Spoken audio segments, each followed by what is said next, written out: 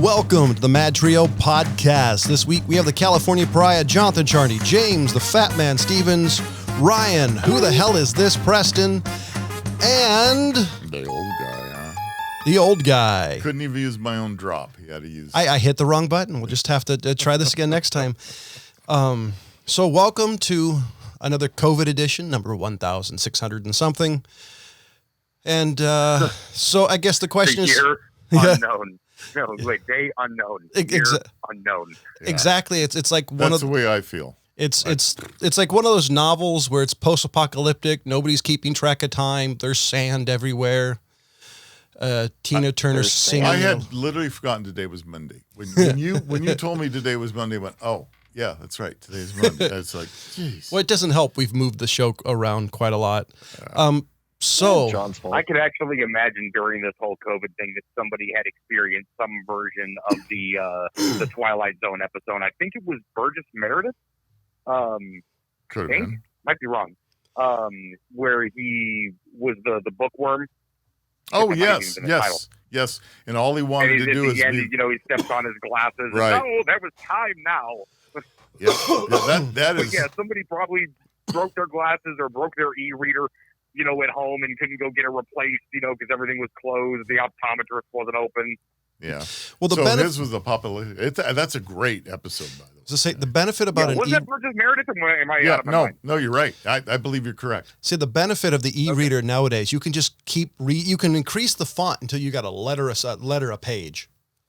Yeah, no kidding. It may be hard it may take a while to get into know what word you're reading. Yeah, his whole thing is all he wanted to do is read. He wanted to be with his books. I wanted to be left alone. Right. So I'm gonna bring all the dour stuff out, get it over the way. Read another article today, says the COVID may never be cured, and this is the new way life is. No school, financial ruin, worst economy since the Great Depression, yada yada yada. Well, that might happen, although what's likelier is what they mean is it's around like the seasonal flu, and then everyone's got to get sort of their round of vaccinations. Hey, go get your flu shot. Don't be an asshole. Those kinds of things are just going to be. They're actually talking about having to possibly cycle in the COVID vaccine as just kind of part of your flu shot. Like, hey, it's flu season. We're gonna season this along with COVID, or put the vaccine in. Again with the seasonal flu thing, and just say, hey, we're gonna give you both while you're here. I mean, they'll do it like they did with the pandemic in the '60s. I mean, it killed like 100,000 Americans at the time. That's it. If that's what I've heard, I think it was 1 million people worldwide. Well, what you're really forgetting is polio. Well, no, because that was another. That was yeah. Well, that one was polio ever considered a pandemic?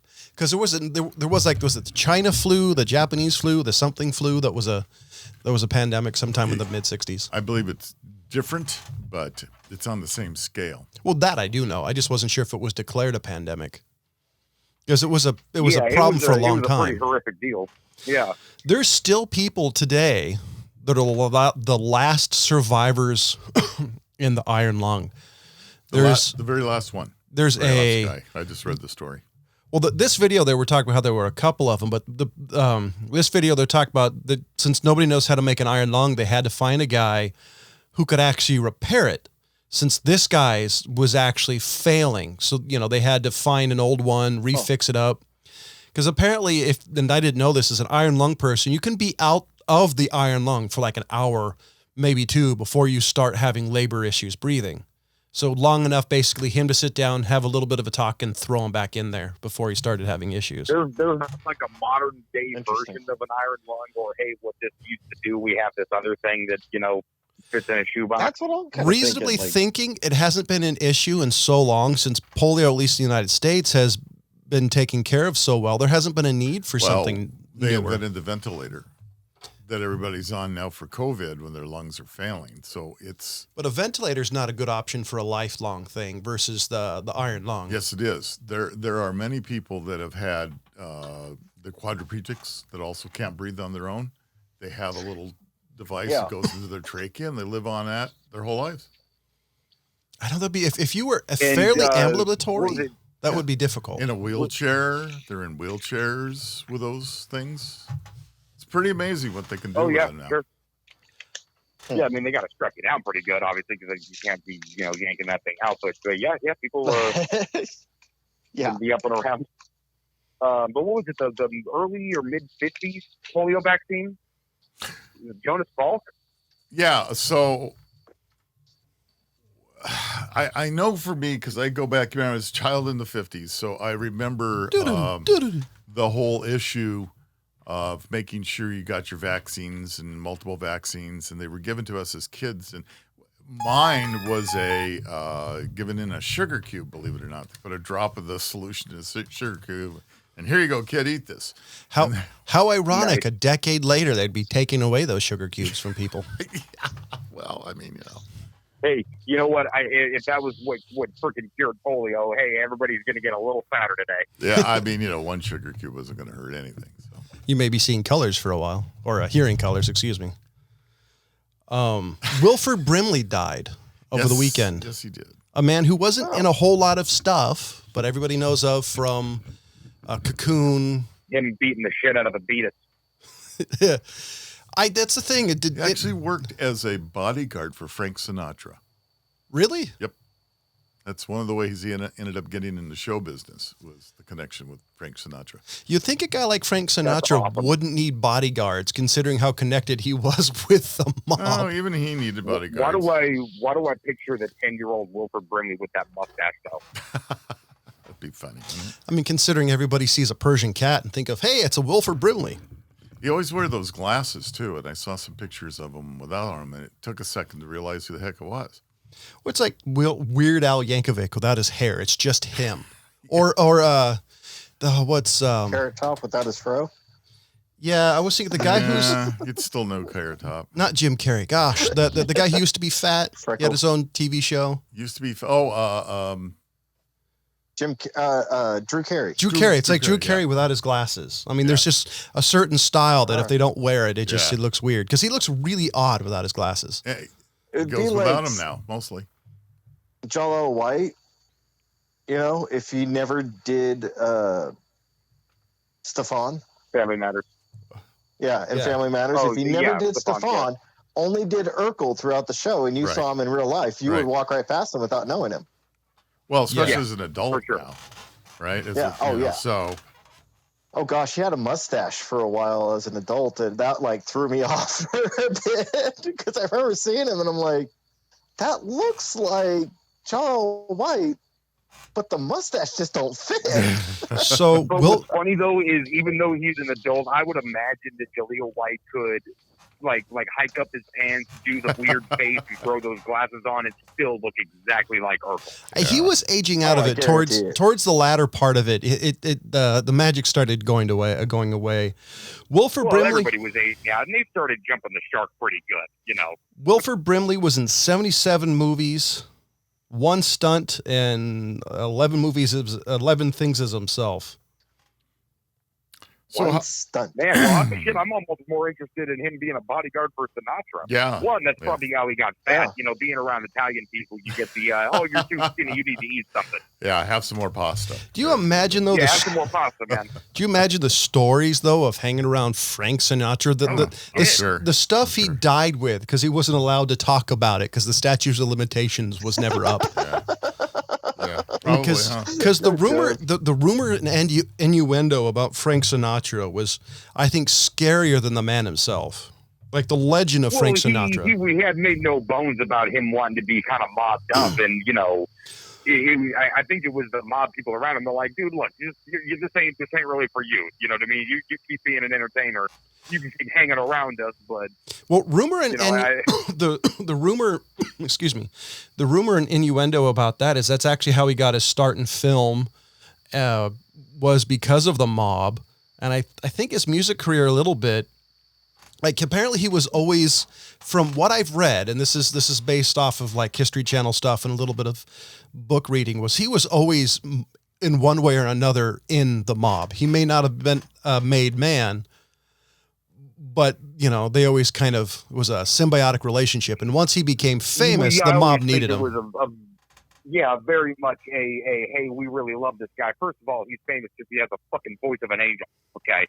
But I think it was just this mutual respect. You know what I mean? Like they loved him because, like, damn, it's Frankie. You know, and Frank was just like, hey, this mob stuff is kind of cool, and I kind of feel like a big shot, even aside from the music and I bet it was things like that. I think he was just kind of a groupie, if you will. I bet it was more than that, because to be big in Vegas, even a hit, you had to be.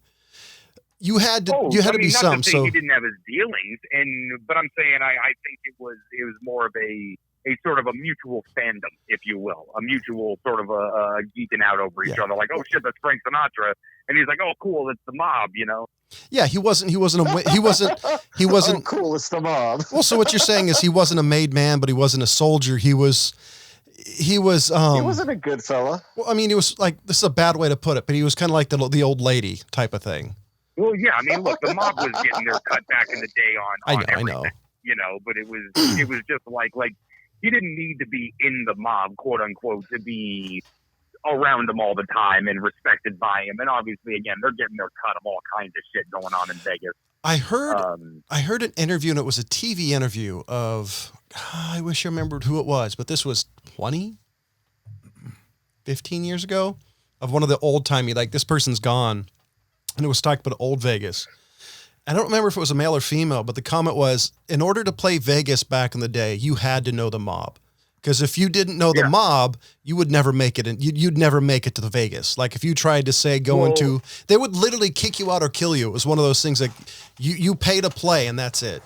That's the stories I've heard. I've known a couple of professional gamblers who, made their rounds of casinos and not even just of Vegas, of, Atlantic City and Canada and, shit like that.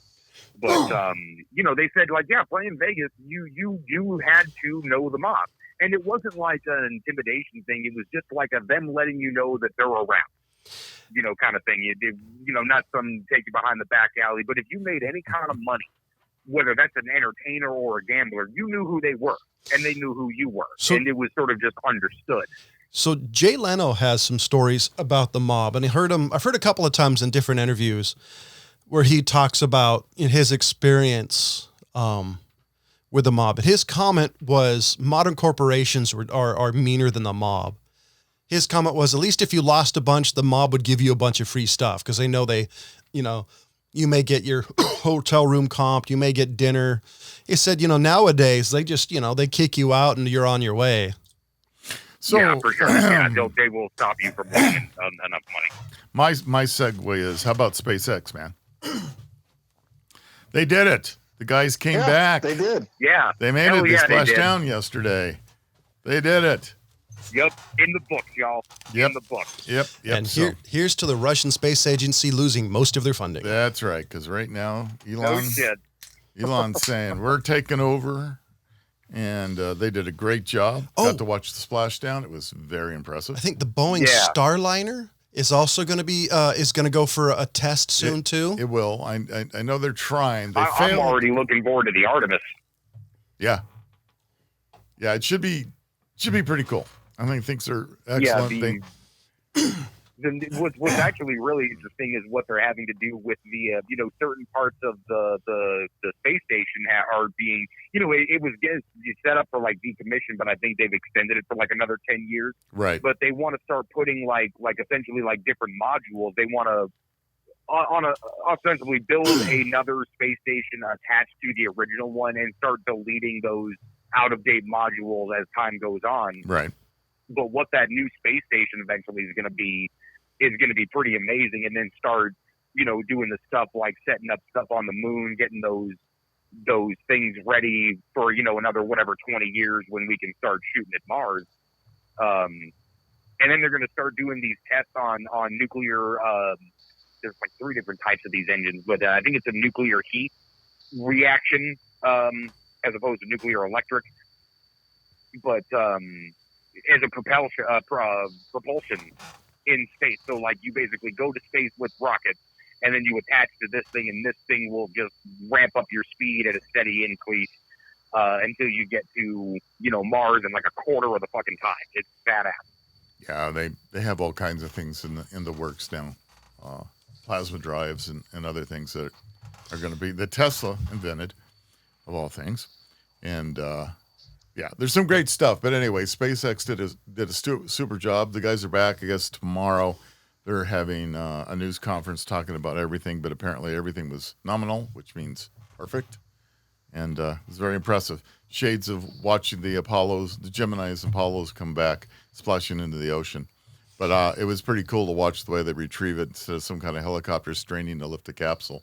They just backed the ship up to it, lifted it up with a crane and put it on the deck and moved it right on in. It was perfect. Let's go, Bob. I'll tell you what, it's a weird thing though. Like, because I've seen all of those launches and whatnot from the Apollo missions and even the shuttle stuff when I was just way too young or disinterested.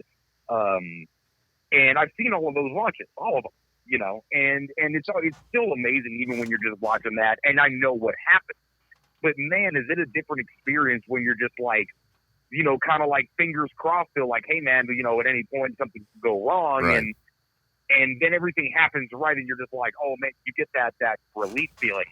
Yep. Which I never had watching the Apollo stuff. Because I can only imagine what it was like in the early days. Oh yeah. 69 people going to the moon, and you're just like, oh shit, are they actually going to go? Are they actually going to get there? The craziest thing about all that is they were doing it on the computing power of a pocket watch. I mean, they had like my Apple. Your Apple Watch had more power than their computer did. That's and that's what it was. It's not like they did it with less computation. They're just sitting there with a pencil and paper doing the math. Hey, the power of the slide rule. Yeah. Well. Yeah. No shit. And the protractor.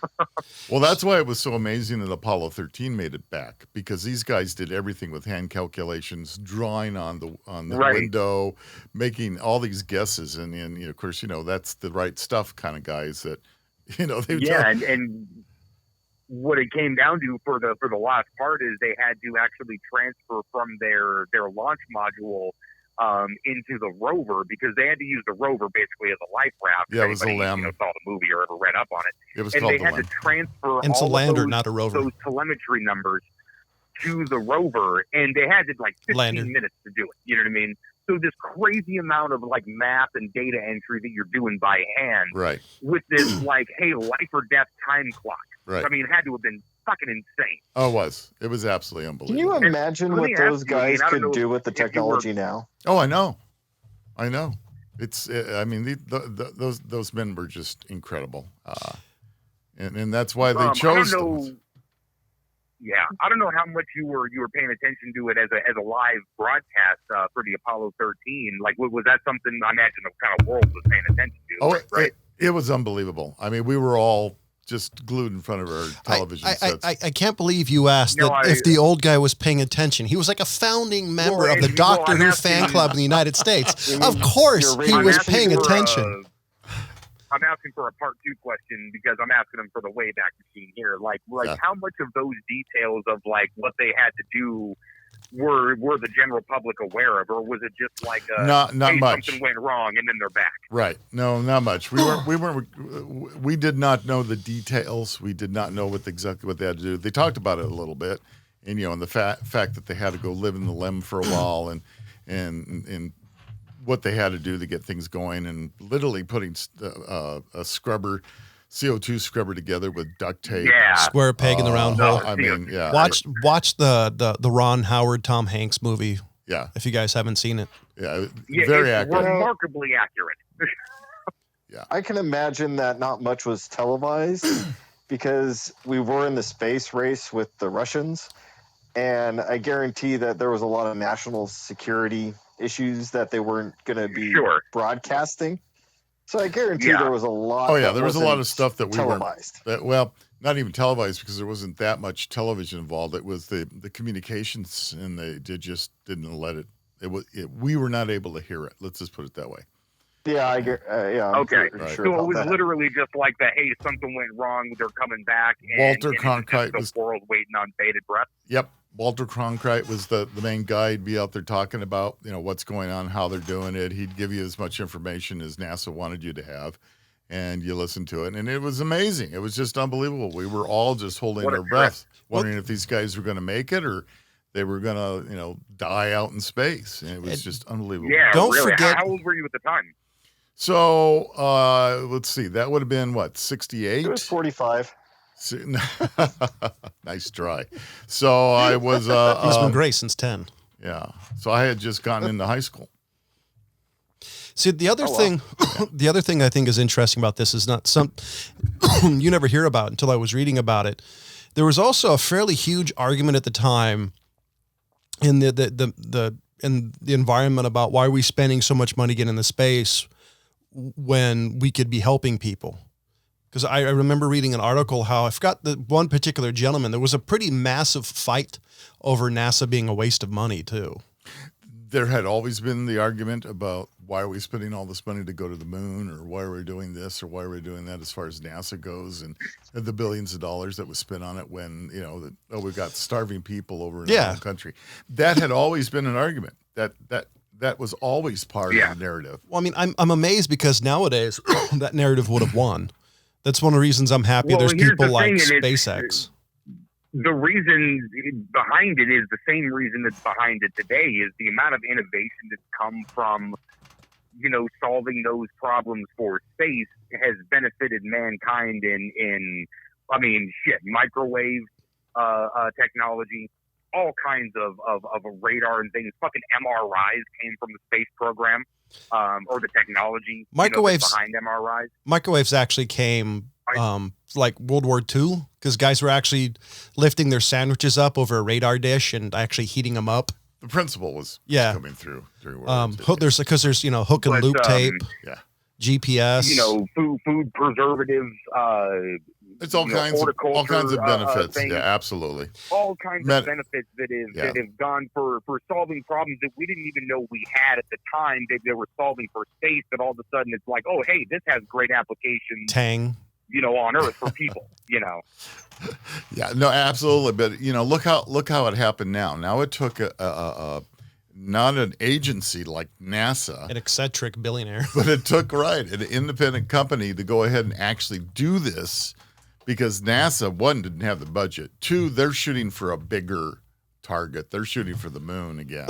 And so they're building a much bigger rocket, and they're working on that. And the benefit about like Elon Musk, and I think, and this is over Boeing and the other people, is the level of innovation. Like SpaceX is private. So, and unlike NASA, there's nobody looking over his shoulder besides regulators.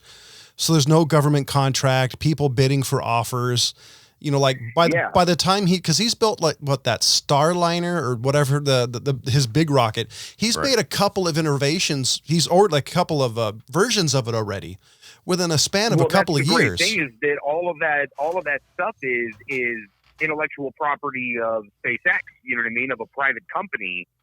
It's proprietary on a private side, not as this government who's going to be, classifying certain things. I mean, obviously, I'm sure he's going to be selling some of that technology to the government specifically with contracts. But how much innovation will come to the general public from that company doing that innovation just because people like cool shit? The Tesla and his weird not a flamethrower. So the only question with that is will he sell his will he rent out his patents, because he hasn't done that with Tesla.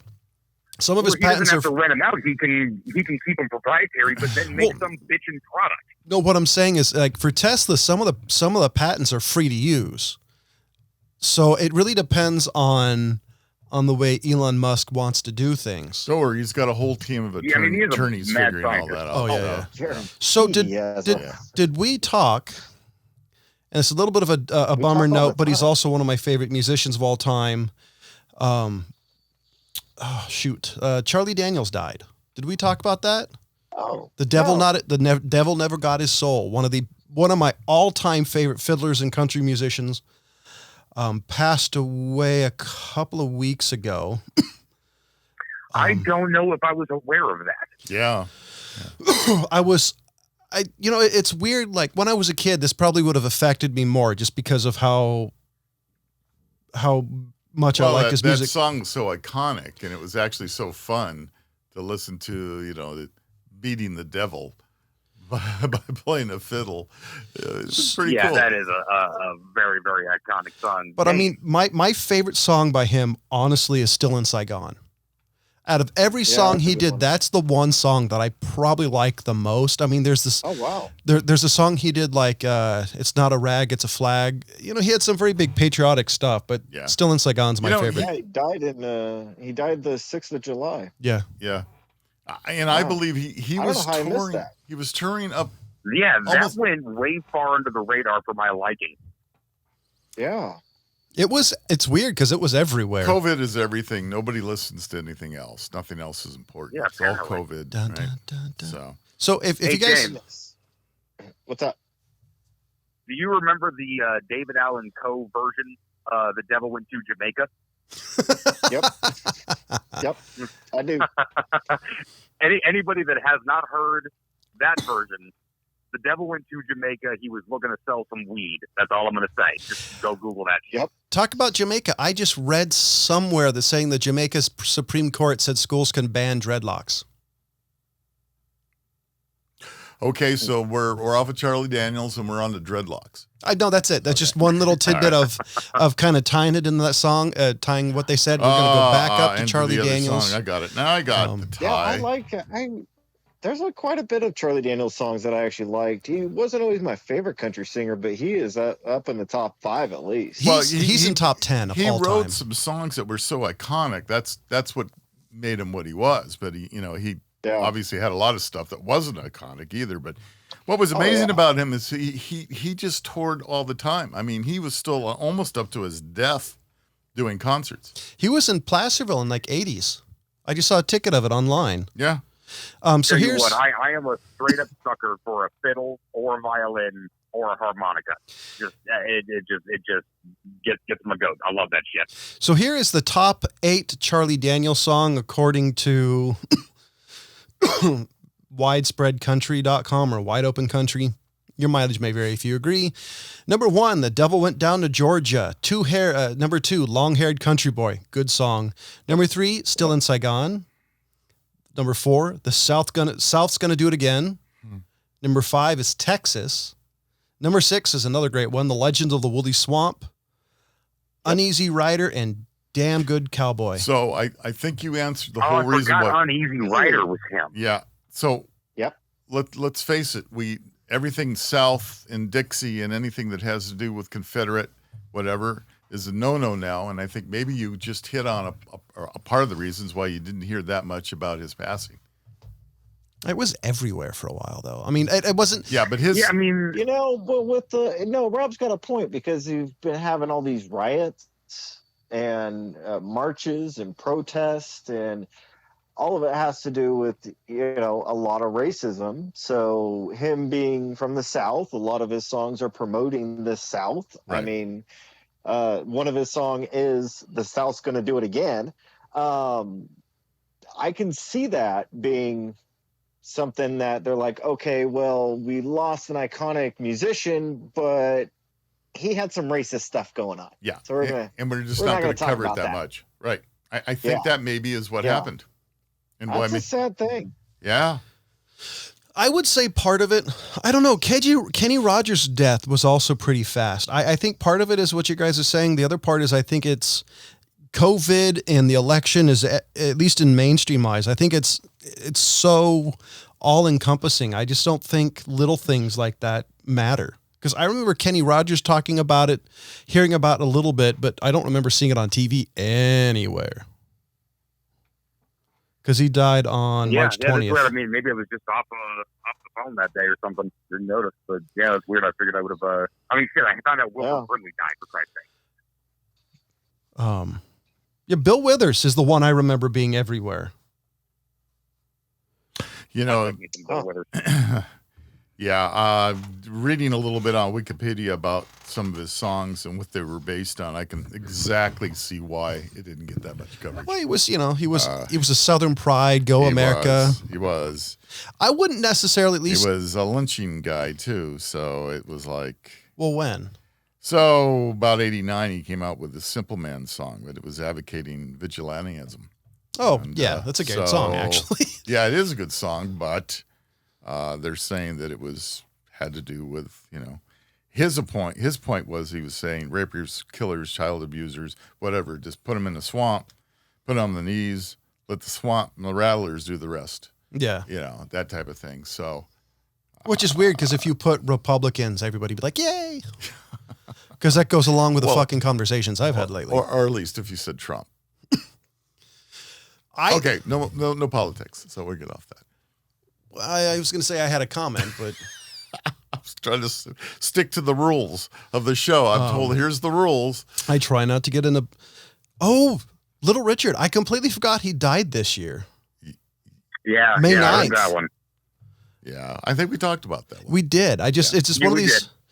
Little Richard, I think, will probably go down in history of music as the most.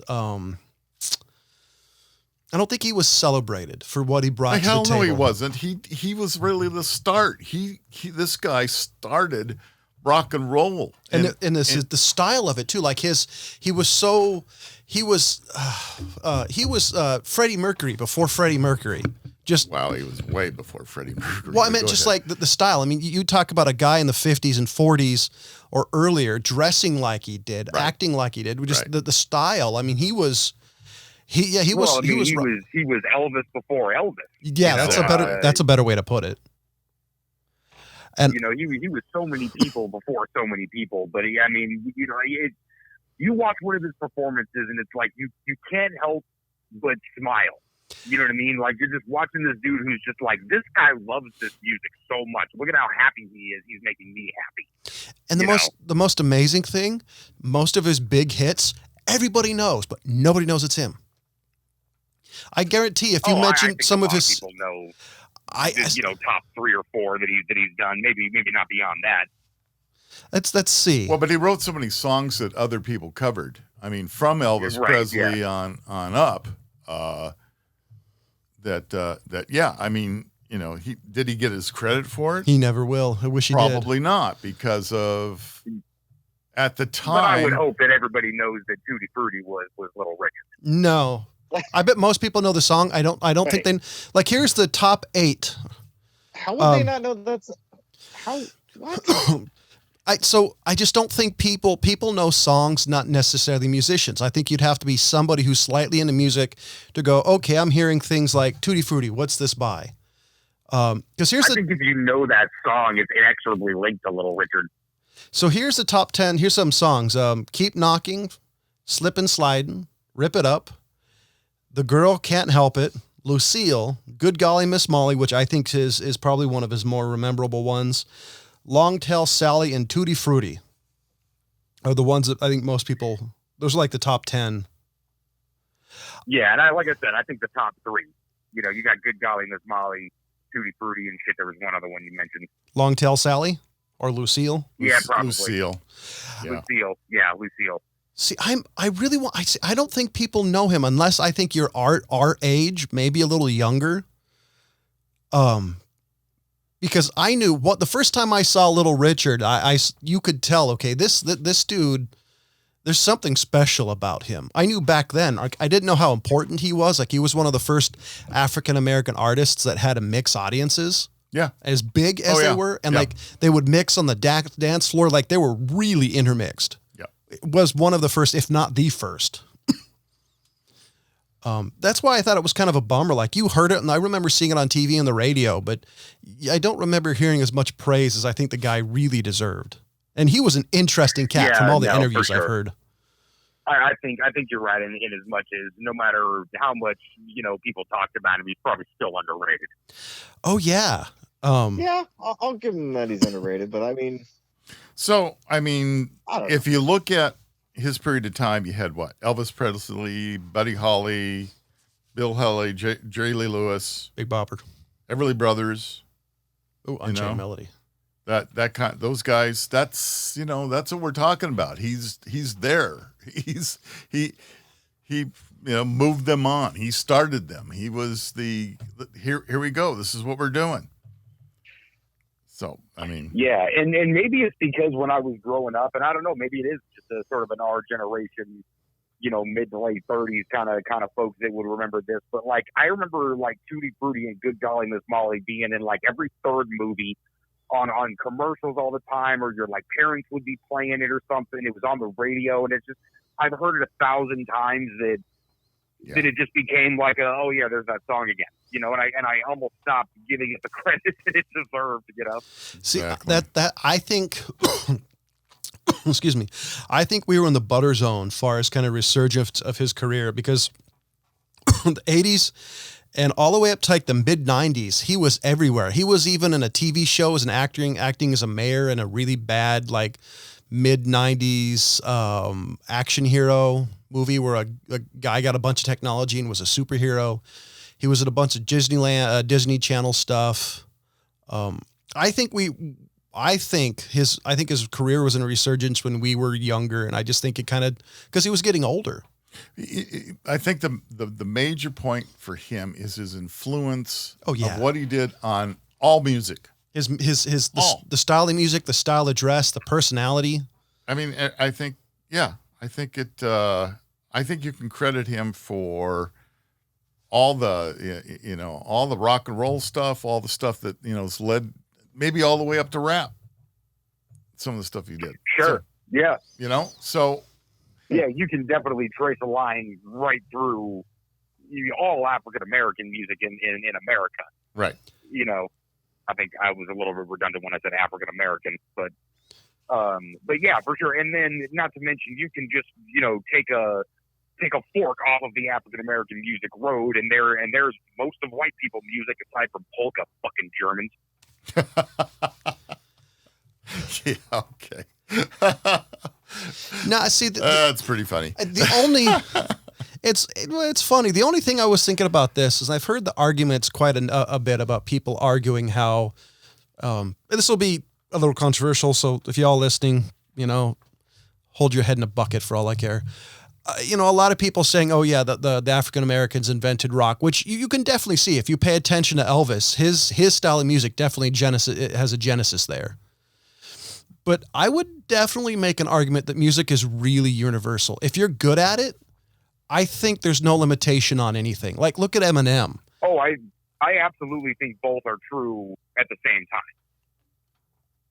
It is absolutely universal. Like anybody that says this particular music is for this particular type of people, I think if you feel that music, the way that it's meant to be sort of felt, whether that's classical or jazz or blues or whatever, then that's your kind of music, I love to death the fucking like oldies fucking 70s soul music. I love that shit. I would give me Wilson Pickett any damn day. You know what I mean? I would say that the only thing I'd say is if you're a musician, say Eminem, or if you're gonna, you gotta be able to. Some of it, at least from a guy who's a semi-music nut, is you have to be able to honor it in some way if you are a musician doing it. Credit where credit's due. Yeah. Right. Yeah. If you're, and I agree, and I think that the anything blues based obviously came from blues, and rock and roll is 95% blues based. It was 100% blues based back when it first started, and then people obviously started sort of bending the rules and taking it off in different directions, but it all stemmed from that.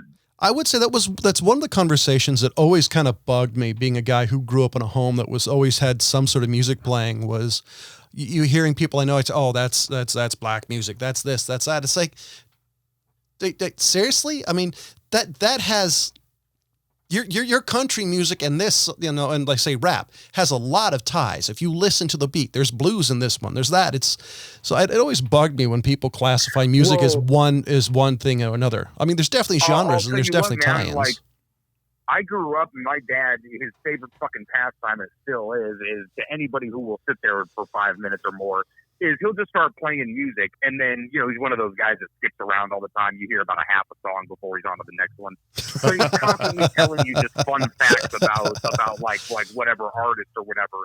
Or he would just be playing, oh, you haven't heard this song? You got to hear this. You got to hear this. You know how many people when I turned 25 that I found out were black? Because it never fucking came up. When he was sitting there playing the music, it just wasn't on his mind to bring up, and this guy is black, and this is his music. It just wasn't part of the conversation. Oh, this band is from the 60s, then this singer came from this other band, and these guys played together. It was all that kind of stuff. Never mentioned, that, whoever was white or whoever was black. And then I get older, and I'm like, wait, the guys from Thin Lizzy are black? Holy shit, I never knew. I think No, 100%. I'm still sad about the Thin Lizzy guy, and I wasn't alive when he died. Not that I can remember.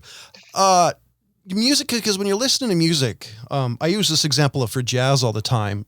Jazz, in my opinion, is one of the greatest art forms musically known to man, because you can tell the person's like soul when they did it. Blues is the same way. If the dude was pissed, no matter how happy it is, it has this undertone of anger. And I think when you're listening to music, you're not seeing a black dude. You're listening to the guy's soul, his heart they're putting into it. And I think that's one of the reasons I think music is so universal, is because it's not color, it's not creed, it's not gender, it's heart, soul, sweat, blood, tears. I guarantee you, if you don't like any sort, if you don't like Metallica, you listen to Metallica, you can still hear the tonality to it, the anger that was in that moment when that song was written. Yeah. I mean, that's what music is good at, is invoking those feelings. And it's not wrong if you're, black and then hear, polka, God help you. And like it, and it just speaks to your soul. Or if you're white and you hear, jazz, and you're like, this is my shit. Hey, numbnuts, I actually like polka, you bastard. The fuck is wrong with you? It's fun. It's grandparents. It is not fun. It's grating and horrific. His grandparents are from where polka came from. Yeah, so put that in your pipe and smuck it. Look, it's not like look, you can't have everything, okay? You have a lot of amazing things that come from any country. It's just, hey, your fucking music sucks. I'm sorry. It's not the end of the world. You want to know why I like polka? And this is this is one of the only times you ever hear me say this about anything, really. It's because it's fun. It's irreverent. Like, I've never been in a bad mood and like just stayed in a bad mood because when you listen to polka, because it's ridiculous music. I've been in a good mood and then heard polka, and that changed. Well, you're just a Nazi. Now, I give the listen to the wrong polka on the planet to Weird Al Yankovic. Okay, I have to set him aside into an entirely different category. No, you can't do that. Polka is polka. Sorry, you either like all of polka or you hate. Actually, so you want to talk about? I see you trying to wedge that into the deal. That's not part of the deal. Yeah. Well, if you want to talk about obscure music, you always talk about the band that run the first hard rock Grammy playing a flute. So Jethro Tull, I'm digging Jethro Tull. Jethro Tull broke all kinds of ideologies as far as what instruments are supposed to do and sound like. So that good on them. Good on Ian Anderson, I should say. I do wonder. Now, and hold on a second. I gotta say for the reference though, is it's not an accordion that I hate so much. It's polka specifically. It's happy music. So an accordion can be played in an amazing way. Still sounds like an accordion. I just don't. As much as you hate polka, I don't like accordion. It reminds me of the old cartoons of the guy cranking the organ music for the monkey going around with the peanuts. I don't know. So you guys, right? See, the way you guys feel about that's how I feel about James, what? The way I feel about organs. No, wait a minute. Yeah, organs is a real specific kind of thing, man. No, I grew up doing that horror movie thing. Well, hold on. Growing up in church, you heard a lot of fucking piano music, so that's the reason I don't like it. Man, I'll tell you what. If you have experienced a big organ, and I'm talking a big organ in these big churches. Oh, I have experienced a big organ. Matter of fact, my buddy got married at this chapel. It rattles your bones, man. If there was no context to this conversation, hearing Ryan say, "You see the big organ," would just be hilarious. No. Yeah, I'd love a big organ. We're talking about a musical instrument at this time, okay? I know, but hearing Ryan say that he's not looking for a large liver or no. I got heart. A buddy of mine who got married at this big chapel. It was actually in a cemetery that he works at, and it's got an enormous organ. I mean, this thing, I think it has something like 100 pipes. Oh, they have thousands. The big ones have thousands of pipes, right? Thousands. Oh, yeah. No, I know the ones you're talking about, and it's nowhere like that, but this thing was still impressive, to say the least. It's pretty amazing. It is. Oh, yeah, and he got her to play what his wife walked down the aisle to was the Game of Thrones theme. Oh, okay. And before that, we all got there early, and she cranked that shit up and played it, and damn, that thing puts out a sound, man. It's amazing. So here's an interesting little tidbit if you want to talk about organs. Boardwalk Hall Auditorium organ, the largest pipe organ ever built based on number of pipes, is in Boardwalk Hall Auditorium organ in Atlantic City, New Jersey. It has, let's see, here it is. It contains seven manual, 449 ranks, 337 registers, and 33,114 pipes. It weighs approximately 150 tons. That's is it still working? Yeah, it's still a playable instrument. Yeah, that's 33114, ladies and gentlemen. Because many of those organs are one of those like dog chasing a fire hydrant, just wouldn't know what to do with it when you got it. Yeah, there's actually a couple of videos on YouTube. Like that's the first thing that came up when I. I'll have to watch that. Those things are amazing. Yeah, no shit. The fact as an organist, where do you know where to start? I don't know. Okay, what do I do first? Yeah, which knob do I put? Which foot pedal do I do? I mean, it's unbelievable what these guys have to learn how to play these organs. Jenny McCarthy had the same question. Let's see. So, do you think there's any musicians that like we think are major league important music that are not like recognized for it? Like Little Richard being more important than I think they give him credit for. Do you think there's anybody in the back of your mind? When you talk about the early guys of anything, that's kind of where it sort of lives and dies for me. I mean, it's not Kurt Cobain. Me, I don't know. I don't think you think so? I think Kurt Cobain.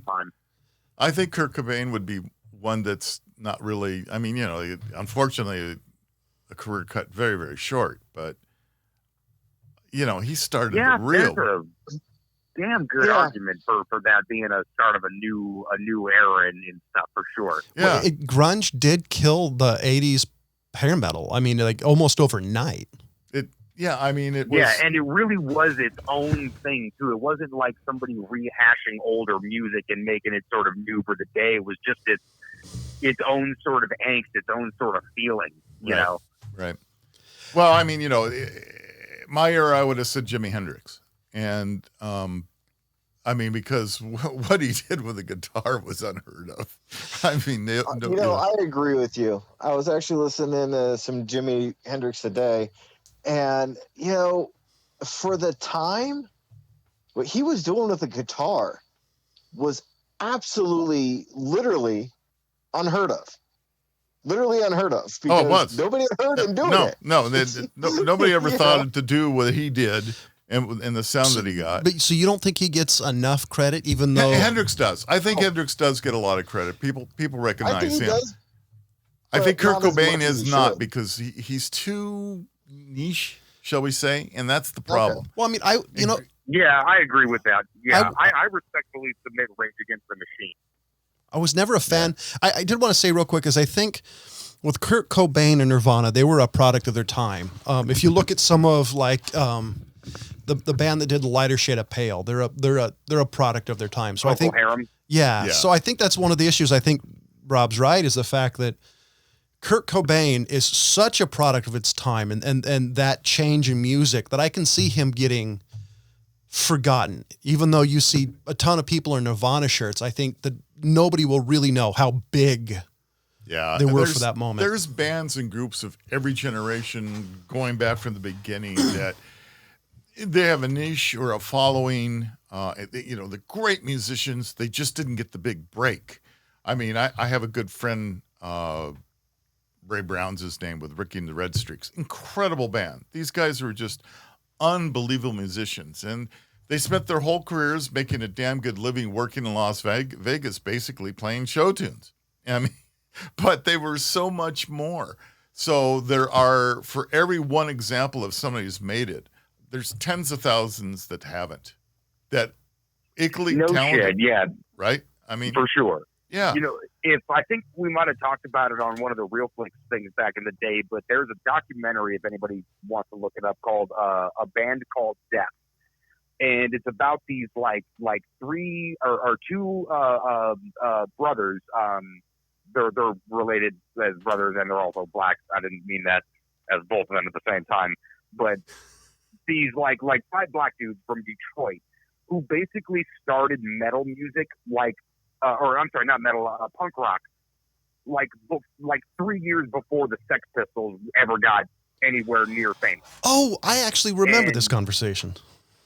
Yeah, and it's a great documentary just about these guys who just, through a, series of events didn't get, up into the scene and didn't hit it when it was popular, but just started this sound before anybody else had known what was going on. And there's a story of how they did this all and self-produced and then put it out there, and that it's just by happenstance that nobody ever heard their name.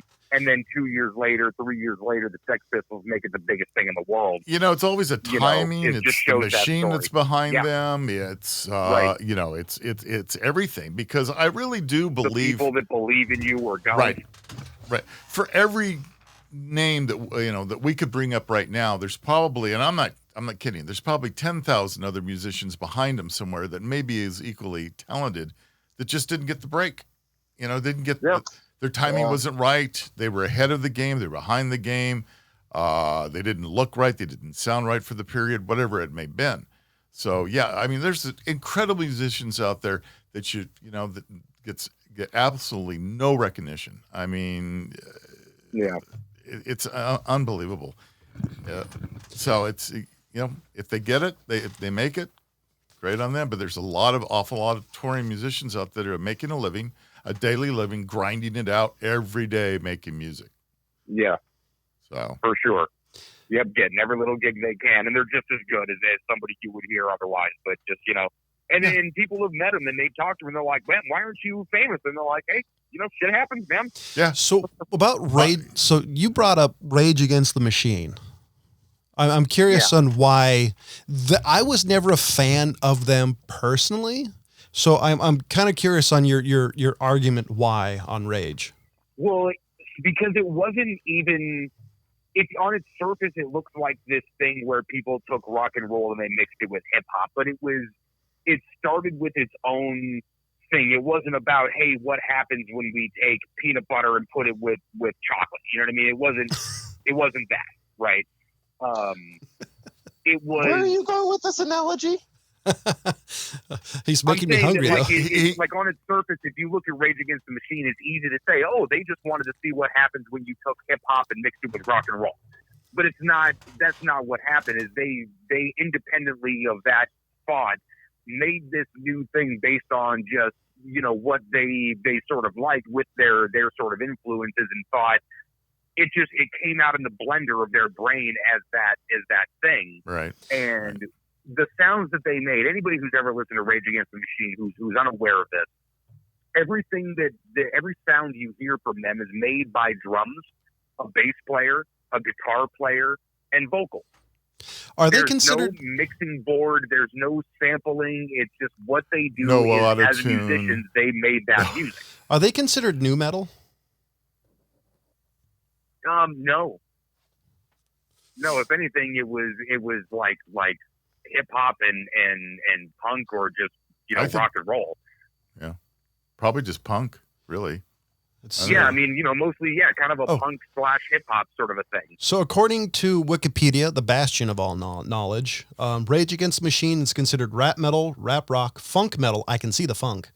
Alternative metal, new metal, and hard rock. I can see funk metal, rap metal, and hard rock. I can see. No punk at all, huh? Interesting. No. Yeah, but it's one of those things where you can't really place it into a category. You hear a song, you're like, oh, okay, there's this music that he's sort of rapping over, but it's not straight up hip hop, and it's not straight up rock, and you can't really claim it for either one. It's its own thing, Right. And Tom Morello, the guitar player, did some fucking amazing things. Like, how many people have been tricked thinking there was some guy with a turntable doing scratching, and he's just making these nutty sounds with a guitar and an on and off switch, Yeah. Oh, or what about all the beatboxers? I mean, the things these guys can do, the sounds they can make are just unbelievable. So if you guys ever want to hear a modern band that has amazing guitarists, modern being, I think they're from like 1999. And I just 99. Well, that's an old freaking band. Well, man. I just recently heard of them in the last 5 years. Is Dragon Force? Dragon Force. Have you heard of them, Ryan? I've heard of them. I can't swear I was ever hearing anything. You got to listen to their guitar solos. I don't really know what they're considered, but the guitar is absolutely amazing. So, they're considered power metal and speed metal. Speed. You just made me think of a band. Those things get. What the hell's the definition of speed metal? Guitar playing really fast. That's the thing, though, is that if am I just supposed to be impressed on how fast the guy's hand can move? Like, I want to hear, like, my version of a great guitar solo is Pink Floyd. Give me Comfortably Numb any fucking day. So, yeah, sure, you can play that faster than anybody I've ever heard, but that doesn't necessarily make it good. Was it Through Fire and Flames? I think is the one that I've heard the most. Look up the best of them. I mean, I'm impressed by them. Yeah, is it technically impressive, Dragon or Force. is it just Dragon nice Force. to my ears? That's, Yeah. I like death metal, so there's really no music to me that's like, that's painful, as it were. I pretty much like everything except modern rap, because I don't really get modern rap because there's no message to me. Yeah, with mumble rap and it just repeats the same line over and over Like again. I can't stand it. If you take like NWA style gangster rap, there's a message. Whether you agree with the message or not, there's a message that the music's relaying that I understand. It actually had a hook. It had a couple of verses.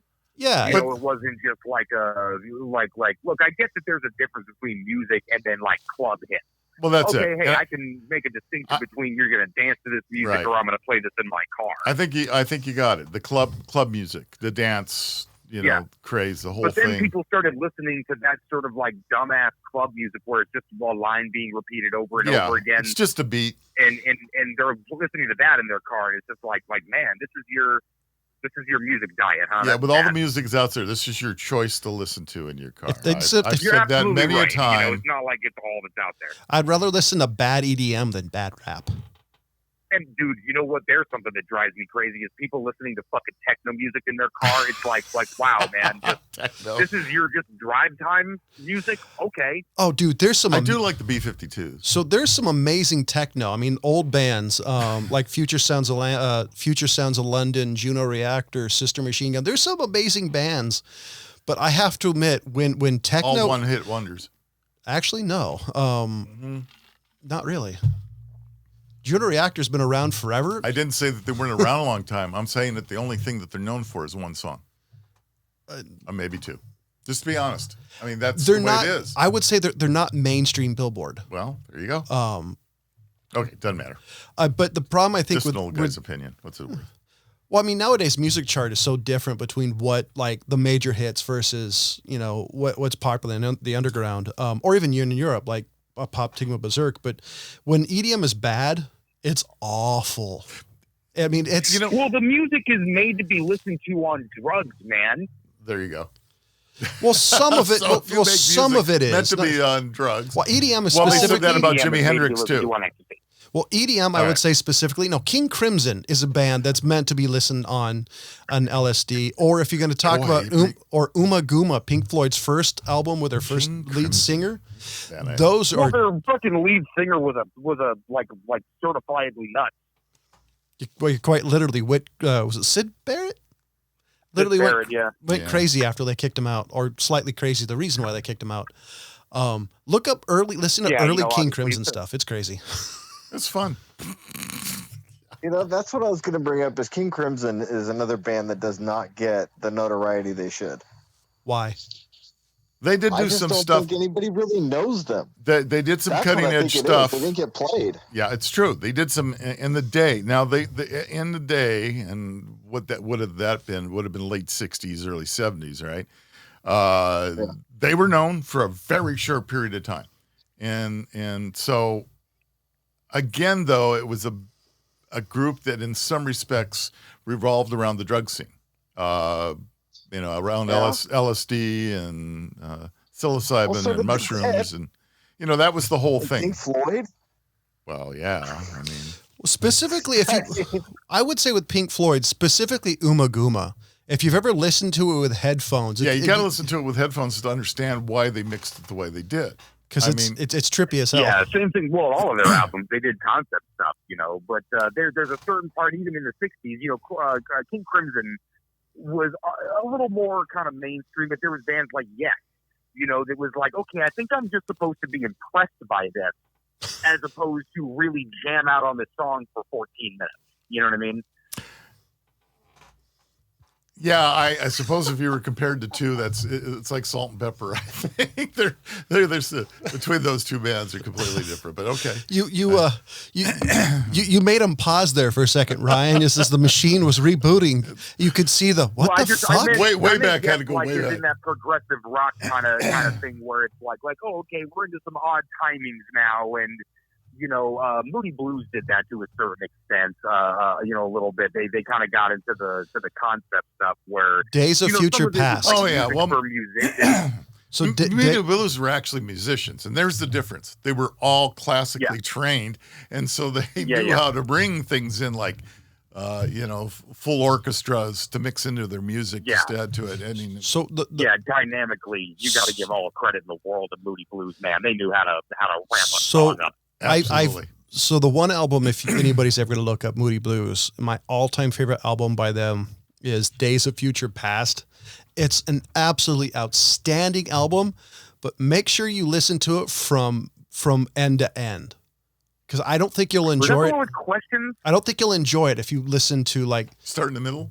Yeah, well, even if you listen to one song and that's it, I don't think you'll get the full enjoyment out of it personally. One of the reasons I bought the record was designed to be a suite.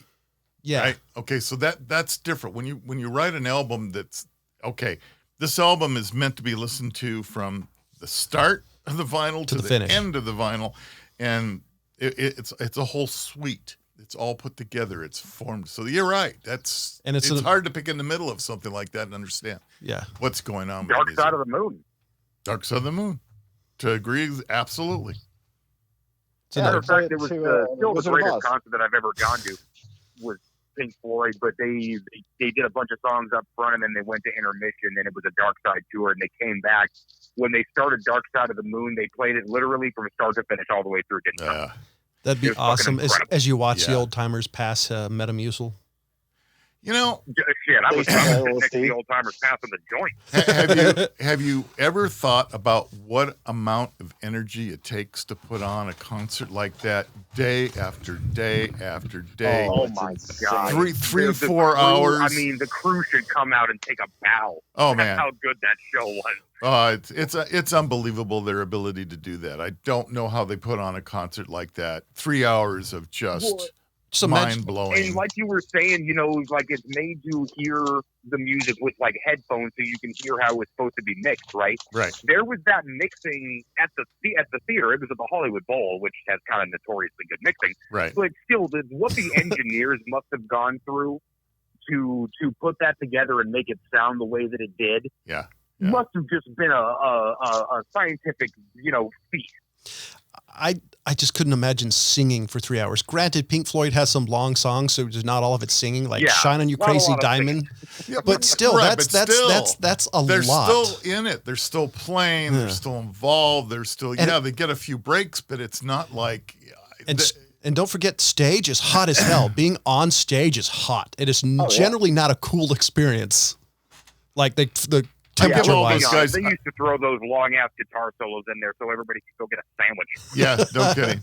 Well, that's the problem with the Stones. I mean, that was with, I got to give them credit. 72, 73 years old, Mick Jagger's, major heart surgery and all that, and he's still singing and jumping up and down, and 2 hours later, that's the one thing I think he's awesome. He hasn't broken a bone on stage. Because every time, even the Bridges to Babylon tour back in the day, I remember watching, thinking you're going to break a hip, and here he's 30 years later. I don't know how he does it. I really don't. Of course, we all don't know about Keith Richards. That's a whole different. He's story. been dead for 40 years. No, he's just been preserved. No, nobody's told him he's dead yet. He's a zombie. I watched a documentary about him not too long ago, and if you looked at him when he was 30 years old and you look at him now, now. He doesn't look any different. I mean, I know the guy that embalmed him back in 1988.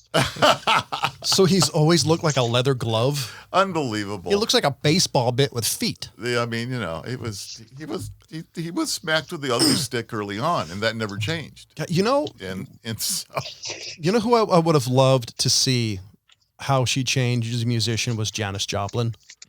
Like Mama Cass to some degree, but Janis Joplin was the one that I would have loved to see how musically she changed. Because she had such a unique style that was hers. Yeah, Janis was Janis. There was nobody there still hasn't been anybody like Janis. She was so unique in what she did. Well, I mean, she was a voice of her time. It's those people that I want to see what they would think about the world today. You know what I mean? Like how their opinions would have changed, as they got older and they started valuing different things and, stuff probably like that. look at it and go back to the grave. Well, Janis, she was all out all the time, and I don't think she couldn't have carried that on. Unfortunately, she was in it to win it. Yeah, that was it. She was burning the candles at both ends as quickly as she could, and that's the way it was, and that's why she was so amazing. Same thing with Jimi Hendrix and a lot of the people that died young back in the 60s. They all just really went for it, and it was pretty damn impressive. I mean, Mama Cass is a whole different story. There's a woman that could really sing, and that's a whole different thing.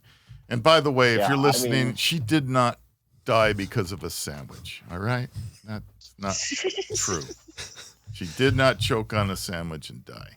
No, she died because the sandwich was and made. On that note, my girlfriend's over here waving a plate of food in front of my face. The 1 hour mark just went by, so yeah. Yeah. Well, I can smell the food from here because I haven't had dinner either. Thanks. So, ladies and gentlemen, for the California Pariah, the Fat Man, who the hell is this, Preston? Drop. Who the fuck? Do you have any idea how hard it is to market that? I'm not going to say that. I don't care. It's a good combination. No, I meant what Ryan's nickname. Ryan's, yeah. You're listening to the Rob Charny Show. There you go. I got my drop. So at least I got a little bit. Somebody can figure out what my name is. So, ladies and gentlemen, as always, thank you for listening. Goodbye. Goodbye.